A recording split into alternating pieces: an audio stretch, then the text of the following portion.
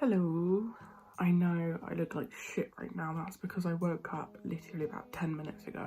Today I'm planning on going outside for the first time in a while. Even though I do go outside, I'm going on a proper walk, a long walk. And I'm fucking lazy, so I'm filming this to prove a point to myself that I'm going to get the fuck out of this house right now and do some shit, and I'm going to be photographing photos, and I'll explain everything when I'm actually outside. And you are joining me on a walk today, so let's go. Now there is a view that I have so dearly missed. Yeah, this outfit's not the best, but it does it. Does the job. You're a little bit further away from my face now because I put my camera on like a little tripod, which is good because you don't have to see me like this and see me looking all sweaty and shit. Not a nice view, I'm sure. However, now that I'm actually outside, it's nice to be out. You know what? I came down this path, this really long path here, because I was like, spring is coming into action and there's going to be flowers growing everywhere as there was last year.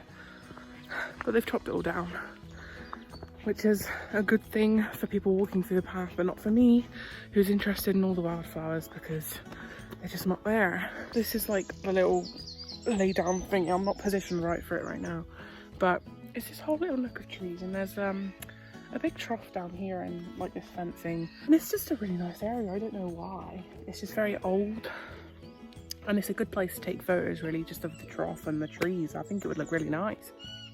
That's an interesting bird call. I've never heard that before. That's so cute. Sometimes this is why you have to come out into nature. It's not for the walks, and it's not always for taking the photos. It's simply for listening. For the majority of the time you won't notice the bird calls, the wood pigeons, and the various kinds of tits that are singing right now. But if you just listen for a while,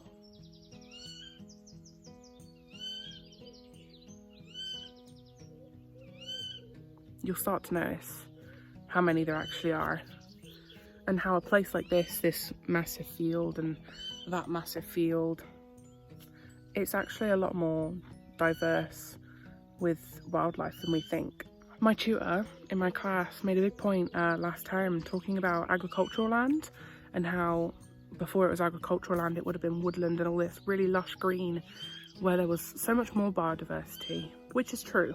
It's very, very true that when humans make agricultural land, they're taking away a whole lot of habitat from so many animals. But it's also important to remember that some animals can still thrive in that. It's not ideal to have agricultural land, especially when it's been there for a while and then it gets disused.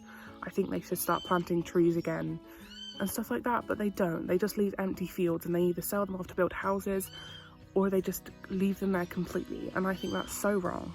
But as you can tell, there's still nature around. No matter where you go, even if you're in the middle of a big city like London or something, there's going to be nature and there's going to be wildlife that's inescapable.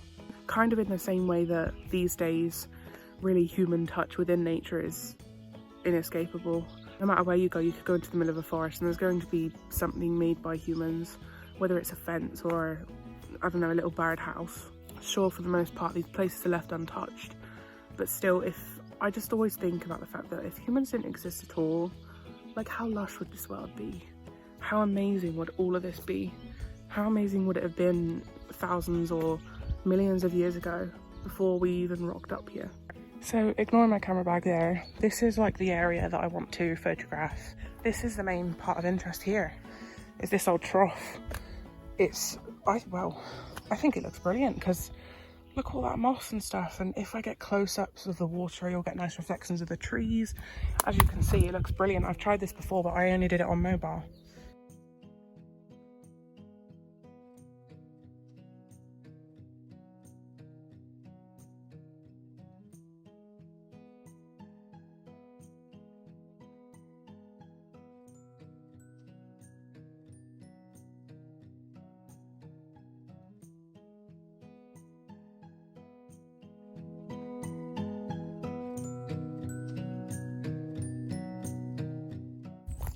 Trash on the floor, as per fucking usual. People use these fields as some sort of fucking party place. And yes, it's public footpath, but it's not for that. There's still sheep that live here, and it's technically privately owned land, even though it's a public footpath. You have to respect the farmer and the animals that actually fucking use and live on this land. Jesus Christ, people. I will just, even though this is a video for fun and I was going to avoid anything with uni, I just do want to talk about what I've been doing, because I have been doing a lot. I've been photographing flowers, and as I said, the graveyard. I'm not going to include any images from the graveyard except for maybe one or two which are unidentifiable. I've been photographing flowers, especially with spring coming around. You've got like primroses, daffodils. There's some beautiful flowers up in the graveyard that I'll put some photos of now. I've been doing all my projects. I've been so fucking active with it, and I'm so proud of myself for all the work that I've been doing. I haven't rushed it, but I've got a lot done. Turns out our deadline is like a month after I thought it was. So like I've done all my work about 2 months early now, which is fine. That's great, good for me, I guess. But I don't want my tutors to think I've rushed it, because I genuinely haven't. This is gorse, and this is exactly what I need to photograph. And by this gorse, I fucking love gorse. I don't know why. It's very prickly and ooh, dangerous if you fall into a bush of it. God damn. The main thing for this for me, because I'm not going to be doing many photos, I photographed the gorse now, and I photographed a trough, which is the two main things I came here to do anyway. Because even though I wanted to do it for fun, I do still plan ahead. That's one thing I have picked up from uni, is being able to plan. I think the main part of the fun for me is actually being able to come here and not have to worry about getting a huge lot of photos. Because when you're in uni, you'll notice that they expect you to have a very large amount of photos, and they're correct in doing so, because it's better to get, say, like 100 photos and have 1 or 2 good ones than to get 30 and not have, and for all of them to be average, I guess you could say. That's something I didn't do for a long time, and uni made me do, which is brilliant. Absolutely brilliant that I've started to do that, because I've been getting better photos from it. At the same time, it is nice to come here and just sit in grass and not have any obligations. Whether I'm going to use these photos for a uni project or not, I came here without any expectations, you know. I like connecting with my camera on a weird level. Just being able to photograph things and not have to worry about how it will turn out, you know, or worrying about whether it's going to work in a huge portfolio or whether it's as top-notch quality as all these professionals in the industry. Because the big question which is asked a lot in uni is, where does your photography fit into the photography world? And that's always a question I get stumped on, because what if I don't care about my photography fitting into the overarching photography world? What if I'm just doing it for myself? This is the course where I'm pulling all my passions back together. My education in animals and animal management, and also my education in photography, it brings them both together really, really well. And whether I choose to take that path or not, I'm still not going to do it to appease other people.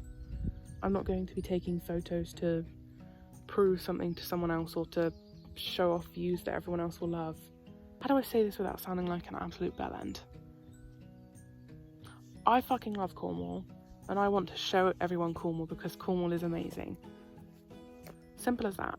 I always expected myself to travel the world, and now I find myself very, very comfortable at home, wanting to stay here, photograph Cornwall and show it to people who may not have views like this. But the point is, I just do it for enjoyment. There's no other point.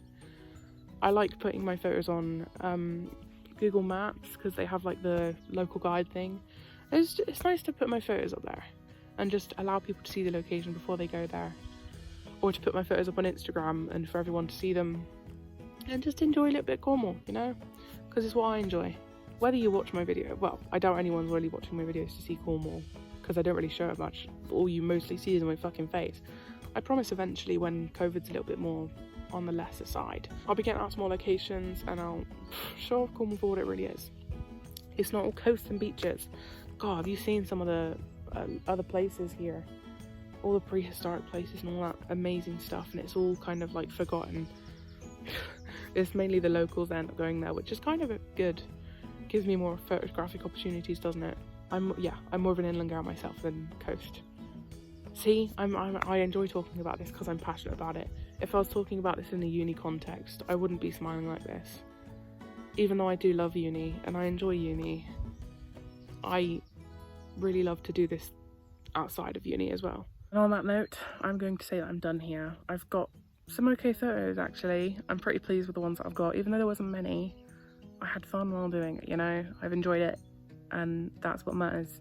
That's what the takeaway is from this video, is that do things for enjoyment, not because you have to or because you're obligated to. I'll be doing more photography videos again. I really miss doing them. I really enjoyed doing them. The reason why I kind of stopped is because, well, it was winter and it was bloody well cold outside. So of course I wasn't going to come out here in the midst of winter and fucking sit on the cold ground and take photos. But now it's spring and goddamn, I'm so looking forward to all the flowers growing in. We've got some bluebells starting to grow, and the thing that I cannot wait for is the fucking foxglove, my favourite flower ever. But that's that for now. I will see you here in a week again. I technically have an upload schedule now because I've just started uploading on Mondays. That's just how it goes. So I guess I will see you next Monday. Thank you really for watching. I really do enjoy making those videos. There'll be a video coming up soon which I'm really looking forward to, basically talking about the failures I've had in photography, me being stupid and doing stupid things. That'll be fun to talk about. So keep an eye out for that. That'll probably be next week or the week after. I don't know, I've got like a whole load of videos lined up that I just aren't filmed yet. I do this at the end of every video. I'll say thanks for watching and then I'll just ramble on for another fucking 5 minutes. So genuinely right now, thanks for watching. Thank you for liking or subscribing, whatever you want to do. I'm gonna go home. I will see you next time. Goodbye.